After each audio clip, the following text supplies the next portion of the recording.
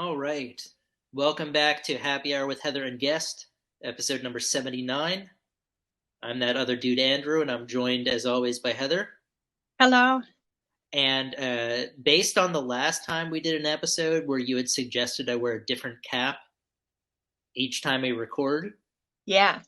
so I'm at my parents' house still, and I went rummaging through my closet, and I found this little number, which, if you can read it, it says the blade. I'm wearing it this way because it's too small for my head, and if I wear it properly, it will be way too tight, and I'll start to get a headache. So, I'll try to keep this brief. In the early 2000s, I had aspirations to become a filmmaker, and I attempted to make a documentary film about former middleweight boxing champion Iran the Blade Barkley. The documentary never came off the ground, but I wrote a book about it that you can get on Amazon. It's called Honing the Blade, and it's all about my attempt to make the film.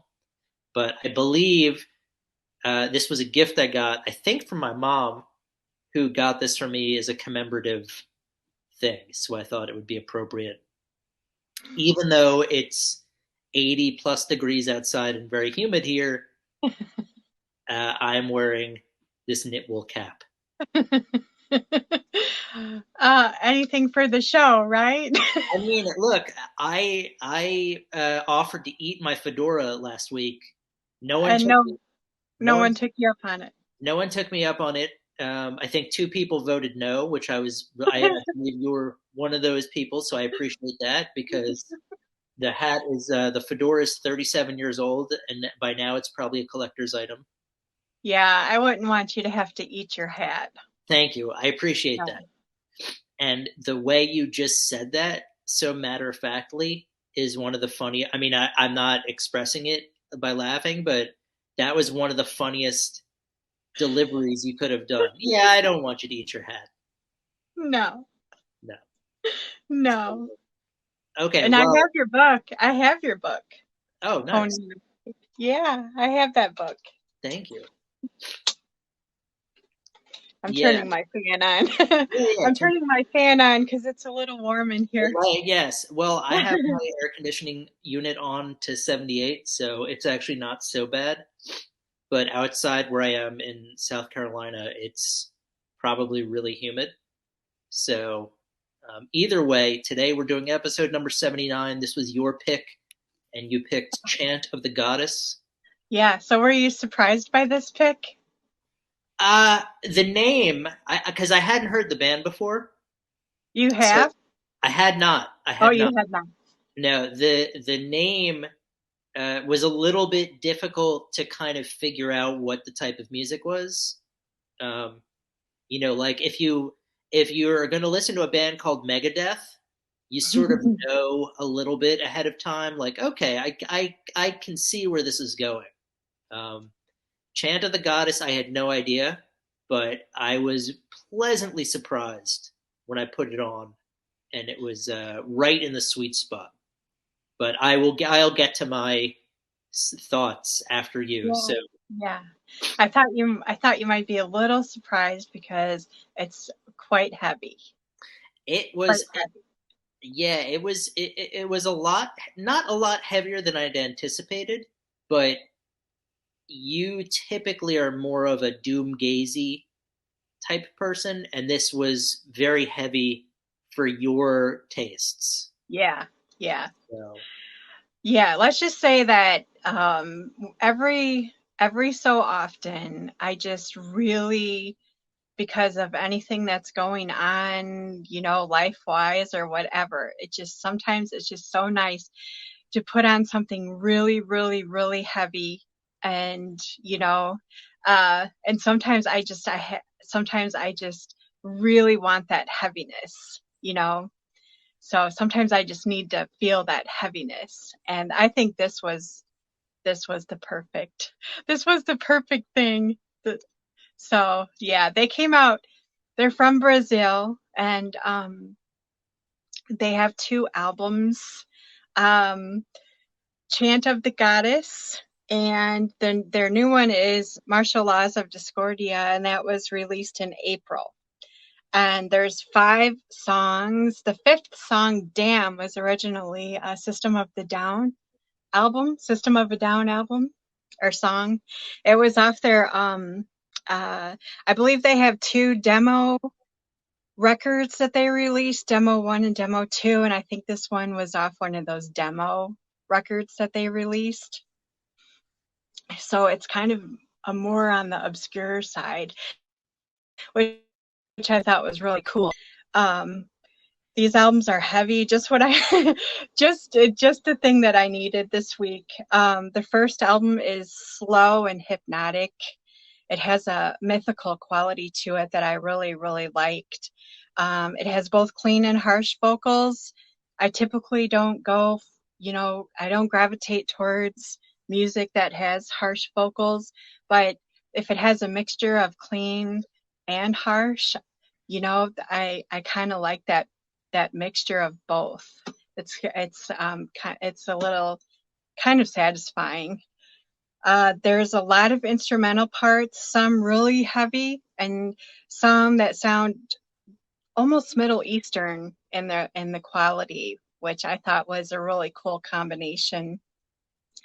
The second album, it gets to the heaviness and the harsh vocals right away, and it doesn't really let up. There's some really awesome guitar parts. The build-up and the intensity of it is just mind-blowing. Really heavy doom and sludge. The last song, Damn, is so haunting and creepy. It's such a great cover of System of the Down song, and I really, really, really, really think that you should check it out. I will. Well, I listened to both albums. I didn't listen to every song, but now that I know, um, by the way, before I start my review, I want to. I feel like I look like the Swedish Chef from the Muppets, just because this is so extended now, and all I need to do is go boardy boardy boardy boardy boardy. Okay, so I listened to both albums, not all the songs, but I was sort of struck. I think the first thing I wrote was the word tone with like 6 exclamation points, because I don't know how they created the tone they got on their guitars. Like it's really something otherworldly. I'm sure that like the gain and treble knobs and stuff like that were all set to 11, or some, it's some probably mythic formula that they've like tinkered with for years to find the right. And then the other thing I remembered was a phrase. It was like being hit in the head with a pillowcase full of marshmallows and rusty nails, but like pleasant, not painful. It was like a pleasant rusty nail marshmallow head wound, if that is possible. Um, and then it was slow, doomy sludge, which if you could find a more accurate crosshairs for my wheelhouse, I don't think that's possible. This is like right where my sweet spot is. So I was not surprised that you'd recommended it, because it's great music, and that's something that you will listen to. But now that you mention it, it's sort of like, oh yeah, this isn't like psychedelic spacey or doomgazy or something that's more ethereal that you typically would suggest. This is like on the other end of the spectrum. Yeah. So yeah, and what was cool is that they have some progressive elements. Like it's not, I feel like some bands who get into sludge let a lot of the tone do the heavy lifting. Like they're not playing a lot of complex stuff. It's really simple because the distortion is so thick. But like, for example, they have a song called Canto della Dea, I believe, which has progressive elements. There's a lot of sig time signature changes and tempo shifts and some really cool bass work. So it's not like they're just diving into the deep end and satisfied to tread water, they're actually doing some really cool swimming strokes. Um, the first album, all the songs are over 8 minutes long. The self-titled album, which I thought was interesting because it does allow for a little bit more playfulness and progressive type of things.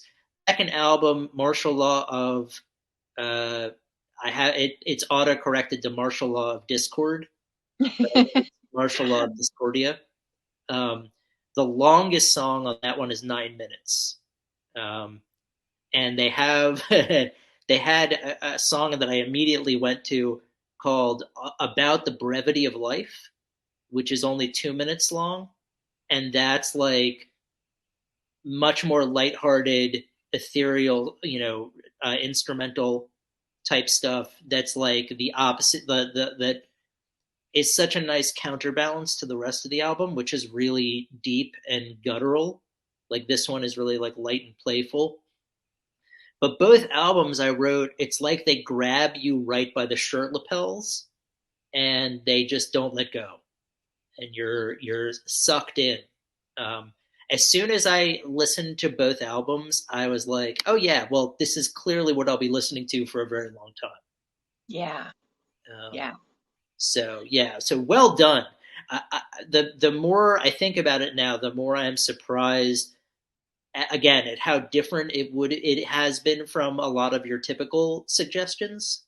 But it's not strange because it's great music, and that's always been the umbrella of where you roll is like typically it tends to be a little bit different in terms of the genre, but it always falls within the jam framework.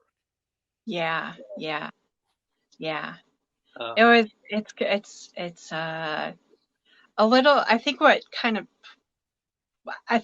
of pulled me in, or why I gravitated towards it, is it has that enchanting quality. Even though it's super heavy, it has this enchanting quality to it, which I kind of gravitated towards. yes, well, and they are called Chant of the Goddess. Yeah. So it's Yeah, not. which is a great name. Yeah, as Wayne once said in Wayne's World, so it's not just a clever name. Yeah.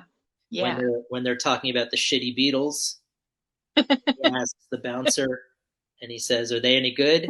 No, they suck. Well, then it's not just a clever name.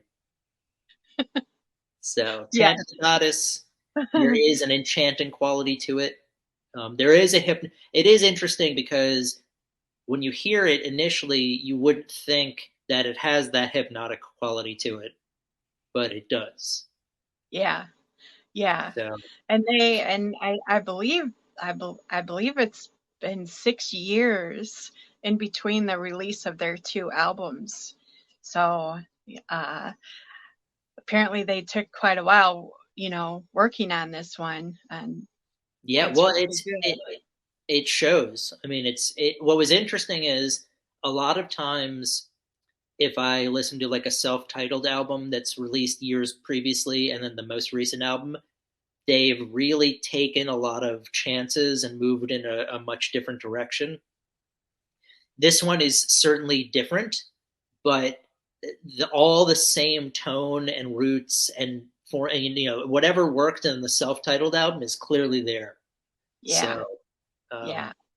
either I would recommend getting both because it's only two albums, but um, you can't go wrong with either of these. So, Yeah.